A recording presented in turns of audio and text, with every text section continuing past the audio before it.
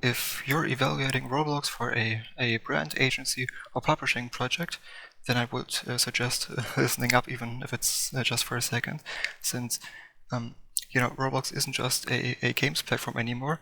With its new inexperienced UGC tools, in case you haven't seen them already, brands can let players create their own content directly inside the experience, and that unlocks retention in ways few studios, in my POV, are baking in yet. So today I'm walking you through exactly how these new UGC tools work, say why they're better for retention and brand engagement, and how a well-structured system could give your next Roblox project real staying power. Hi, my name is Jaden, and I build full-scale Roblox experiences for brands, publishers, and agencies. And over the past few months, I've been digging into Roblox's UGC roadmap and testing in-experience creation workflows, as you can see right here. And what I'm about to share comes from real exploration, and I believe, of course, this is a game changer for serious projects on Roblox. So until recently, Roblox avatar and accessory creation mostly happened outside of live games. Like creators design items, they go through moderation, then they appear in the marketplace. But now recently, Roblox launched an in-experience asset creation workflow for accessories and layered clothing, so players can create custom items inside the game, submit them through the moderation flow, and then own the item in their avatar inventory. Technically, this uses the service avatar creation service via the API call prompt create avatar asset async. That means if you integrate it correctly, your players don't just interact with the existing items, they create them themselves. And once submitted, assets go through UGC validation and moderation, and if approved, items become usable across Roblox, not just limited to your game, as it is or as it has been previously.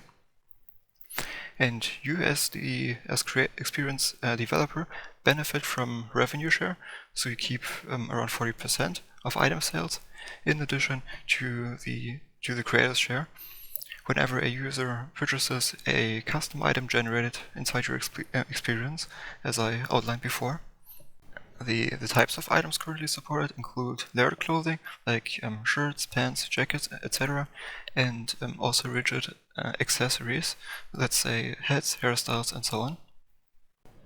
And if you ask me, what this unlocks for brands may be huge. Live player-driven customization directly in your game, not just cosmetic skins, but real avatar content with cross-game usability. So this elevates avatars from passive cosmetic choice to active, brand embedded identity. But now let's talk about why this is a retention and engagement lever for brands and agencies. When players can create unique items and own them platform-wide, they get a sense of ownership, so that psychological investment drives repeated engagement. Say they don't just consume content, they contributed to it, literally. And for a brand or IP-based game, this essentially means each player potentially becomes a miniature UGC creator.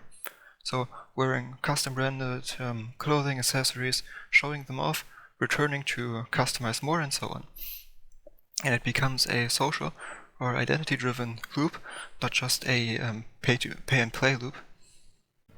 From a business perspective, you get a scalable content stream without manually producing every cosmetic, since users produce the value or part of it. And because of the built-in moderation on the monetization pipeline, there's less risk of overhead compared to, say, building and managing a full catalog manually, as it's been the case before. For studios and agencies, on the other hand, this changes how you scope a project.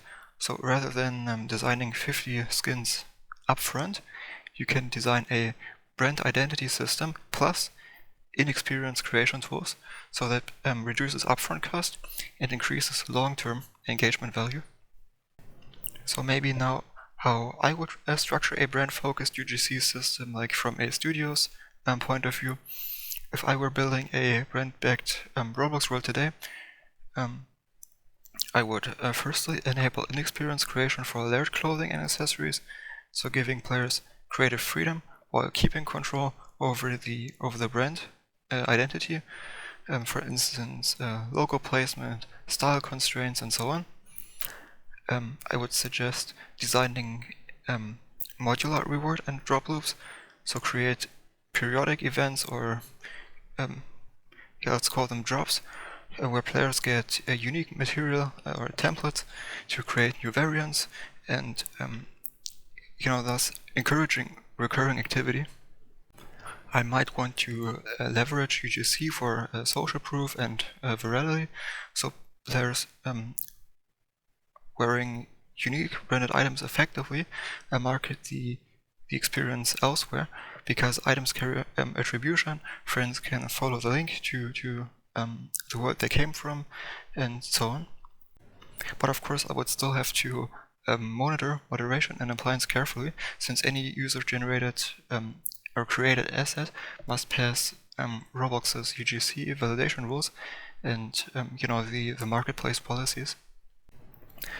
Meaning this setup treats UGC not as nice to have, but as a core pillar, a brand-driven, user-empowered content economy that fuels retention, identity, and ongoing monetization.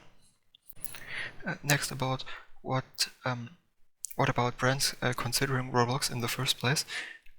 If you're evaluating Roblox as a brand platform today, I would say think beyond static IP activations.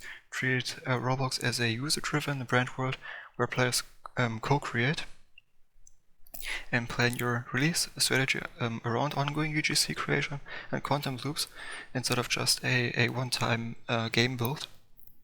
Factor in moderation, so token pricing and the monetization split when projecting revenue or ROI.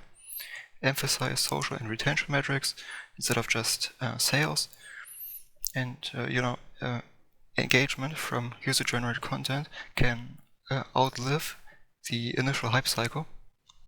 i.e., what's the advantage? Lower production overhead, I would say higher scalability, and a living world essentially where players feel partly responsible for the content, so that's powerful for long-term retention and community building.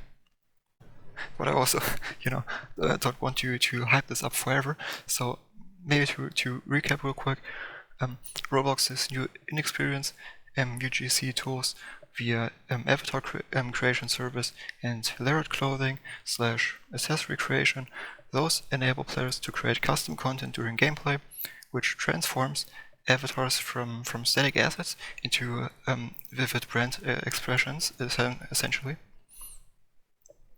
And for brands, agencies, and publishers, it's no longer just about building a world, and it is about empowering players to contribute to that world, which can become a huge retention and engagement lever. My name is Jaden. I think I've said it before many times, and I design brand-informed Roblox experiences for agencies and publishers. And if you're thinking about building something on Roblox and want a partner who understands UGC-driven retention loops and, let's say, modular pipelines, feel free to reach out. But of course, either way, thanks for watching, and I'll see you in the next Insight Breakdown.